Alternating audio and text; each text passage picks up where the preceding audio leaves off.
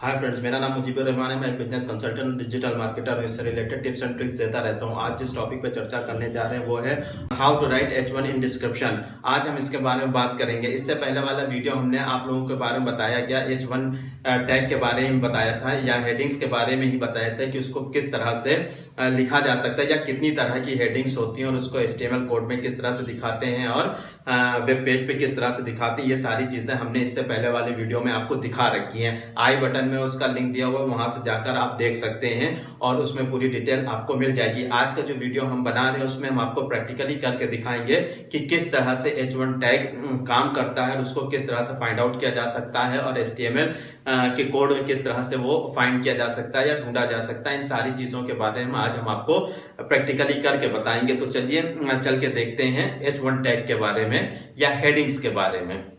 अभी यहाँ पर जो सबसे मेन चीज है, सबसे ज्यादा यूज की जाती है कि लोग क्या करते हैं कि H1 टैग बहुत सी जगह पर बहुत से CMS लोग जो यूज करते हैं उसमें H1 टैग और टाइटल टैग को दोनों को एक ही रखा जाता है या एक ही तरह की हेडिंग्स के रूप में उसको माना जाता है कि H1 टैग और टाइटल टैग दोनों एक ही चीजें होती हैं। और अगर आप इसी तरह से वर्डप्रेस यूज करते हैं CMS का, तो वहां पर वो आपको सजेशंस देता रहता है कि इसको यहाँ पर H1 इस तरह से डालिए, इसको इस तरह से डालिए, डिस्क्रिप्शन यहाँ पे लिखिए। तो वो सारी चीजें आराम से वहां पर हर चीज को एक्सप्लेन कर देता है। हाँ, तो इसी वीडियो के अंदर हम आपको ये बताएंगे कि H1 टैग क्या है, टाइटल टैग क्या है, हेडिंग्स क्या होती है, उसको हम दिखाएंगे आपको पेज के अंदर, HTML के अंदर भी दिखाएंगे, वेब पेज में भी दिखाएंगे और साथ में हम आपको ये भी बताएंगे कि आप इस स्क्रीमिंग फ्रॉग के थ्रू किस तरह से उसको चेक कर सकते हैं। स्क्रीमिंग फ्रॉग में किस तरह से चेक कर सकते हैं उसके बारे में भी हम आपको बताएंगे। तो यहाँ पर चलिए सबसे पहले देखते हैं H1 टैग। यहाँ पर हमने एक पेज ओपन किया हुआ है। पेज में यहाँ पर देखिए कि एक पेज है हमारा अनुष्का शर्मा और विराट कोहली से रिलेटेड। ये एक कंटेंट यहाँ पर दिया हुआ है। इस कंटेंट में हम आपको ये दिखाएंगे कि H1 टैग हमें कैसे दिखाई देता है। तो सबसे पहले हम यहाँ पर करते हैं, आप इंस्पेक्ट में भी जा सकते हैं, व्यू सोर्स में भी जा सकते हैं। तो हम व्यू सोर्स में जाते हैं और व्यू सोर्स ओपन होने के बाद यहाँ पर आप देखिए कंट्रोल F करके H1 लिखेंगे, H1 इस तरह से लिखेंगे तो आप यहाँ पर फाइंड कर सकते हैं। ठीक है, अब यहाँ पर H1 जहां जहां पर लिखा हुआ है वो सभी तरह को सभी जगह पर उसने हाईलाइट्स उनको उन चीजों को सभी जगह को हाईलाइट्स कर दिया है। तो ठीक है, तो आप कहाँ पर टाइटल है उसको आप सर्च करने के लिए इस तरह से आप क्लिक करें तो हेडिंग्स आपको दिख जाएगी और उस हेडिंग में आप ये सारी चीजें देख सकते हैं। जैसे यहाँ पर आ गया H1 टैग ये है। यहाँ पर आप इसको इस तरह से अगर सेलेक्ट करके दिखाएं तो ये पार्ट है मेरा, ये पार्ट जो है वो जो हाईलाइटेड है, सिलेक्टेड है, ये पार्ट जो है वो मेरा क्या है, H1 है। तो बहुत से लोग टाइटल टैग में भी इसको यूज कर लेते हैं और H1 के रूप में भी यूज कर सकते हैं। तो बड़ी चीज नहीं होती है, CMS के ऊपर डिपेंड करता है। मेन चीज होती है कि आपको ये बताना कि इस पेज के अंदर है क्या। तो यह उम्मीद है कि ये चीज आपको समझ में आ गई होगी। यहाँ पर इस टाइटल टैग में इस तरह से, HTML में इस तरह से दिख रहा है, यहाँ सामने आपको देखिए ये H1 के रूप में यहाँ पर दिख रहा है, ये टाइटल टैग में ये यहाँ पर दिख रहा है। तो ये दोनों चीजें एक हो सकती हैं, इसमें कोई इशू नहीं है।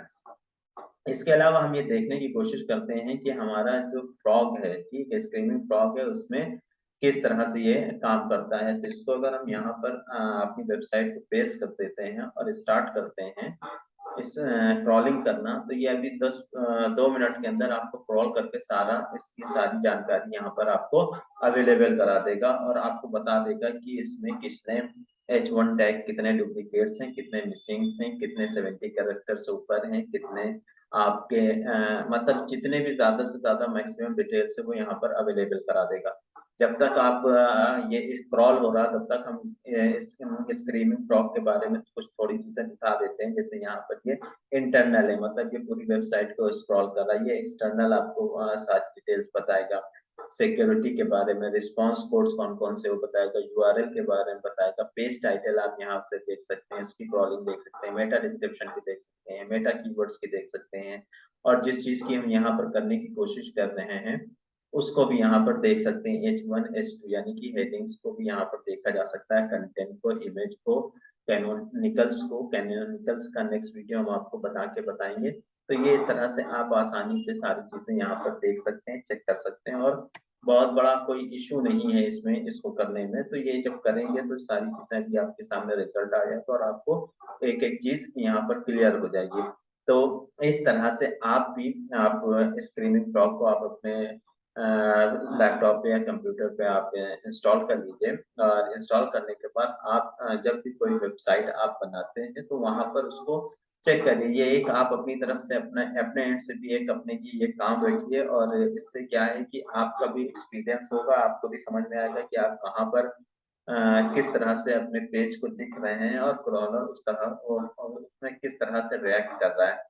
तो जब आप करोगे, समझोगे, तभी ये सारी चीज़ें समझ में आएगी। इसीलिए लोग जो है सीएमएस यूज़ करते हैं, जिसमें ये चीज़ें सारी चीज़ें क्लियर हो जाती हैं कि हम वर्डप्रेस में आपको बताना नहीं है सारी चीज़ें, वहाँ पर आराम से हर चीज़ वो बता देता है कि इसको यहाँ पर ये डालना, वो डालना, वो डालना, तो वो हो जाता है। लेकिन आप अपनी तरफ से अगर कर लो, आपके पास नहीं है वर्डप्रेस, तो आप इस तरह से चेक कर सकते हो। जैसे यहाँ पर देखिए कंप्लीट हो गया 100%, और हमें जो देखना है वो देखना है हेडिंग H1। तो H1 पे अगर हम क्लिक करेंगे तो यहाँ पर उसने देखिए दिखा दिया मल्टीपल्स जो हैं वो करीब 83 यूआरएल्स हैं, और ये यहाँ पर उनके सबके नाम दिए हुए हैं। ये सारे मल्टीपल्स आपकी हेडिंग्स दे रखी हैं, H1 दे रखे हैं। इसके अलावा यहाँ पर ओवर 70 कैरेक्टर, हमने इससे पहले वाले वीडियो में बताया था कि 20 से लेकर 70 कैरेक्टर के बीच में ही हमारा H1 होना चाहिए, इससे ज़्यादा नहीं होना चाहिए। वो क्रॉलर की नज़र में बहुत अच्छा नहीं होता है, बहुत अच्छा एक्ट नहीं करता है। तो यहाँ पर 73 के करीब आपकी इस तरह की वेबसाइट हैं जो आपके 70 कैरेक्टर से ऊपर यहाँ पर दे रखे हैं। इसी तरह से डुप्लीकेट्स के बारे में बताए गए हैं। तो डुप्लीकेट्स भी यहाँ पर कुछ आपकी वेबसाइट्स हैं। तो डुप्लीकेट बहुत ज़्यादा नहीं है, महज़ 4 वेबसाइट आपकी डुप्लीकेट्स हैं। इन 4 वेबसाइट्स में आप ये देख सकते हैं कि ये डुप्लीकेट कंटेंट आया है, डुप्लीकेट नाम आया है, डुप्लीकेट तरीके से इसको यूज़ किया जाता है। मिसिंग वेबसाइट, यहाँ पर कोई भी हेडिंग या कोई भी वेबसाइट ऐसी नहीं, कोई भी पेज ऐसा नहीं है, वेब पेज ऐसा नहीं जिसमें कुछ भी मिसिंग हेडिंग हो। तो इस तरह से आप इसको देख सकते हैं, समझ सकते हैं। आप खुद भी इसको करके चेक करिएगा और देखिएगा कि कहाँ पर किस तरह से हमारी जो वेब पेजेस हैं, हमारा किस तरह से रिएक्ट करता है, और उसके हिसाब से आप उसको करने की कोशिश करिएगा, सही करने की कोशिश करिएगा। यहाँ पर आप इसको डिटेल डाउनलोड भी कर सकते हैं, एक्सपोर्ट का भी ऑप्शन दिया हुआ है, तो हम यहाँ पे इससे एक्सपोर्ट भी कर सकते हैं। उम्मीद है ये आपको समझ में आया होगा। आज के लिए इतना ही। उम्मीद है कि वीडियो आपको पसंद आया होगा। पसंद आया हो तो लाइक और सब्सक्राइब कर दीजिए। साथ में ये भी कमेंट करके बताएं कि और आपको इससे रिलेटेड क्या जानना है। वैसे हम कोशिश करेंगे कि अब एसईओ से रिलेटेड जितने भी वीडियोस हैं वो डेली के डेली बना के आप लोगों के साथ शेयर करें। तो आज आप बताइएगा कि और क्या जानना चाहते हैं। वैसे हमारी ये पूरी सीरीज चल रही, तो उसको आप रेगुलर और कंटिन्यू देखते रहिए, जिससे कि आपको सीखने को ज्यादा से ज्यादा मिले। तो आज के लिए इतना ही। Thank you very much.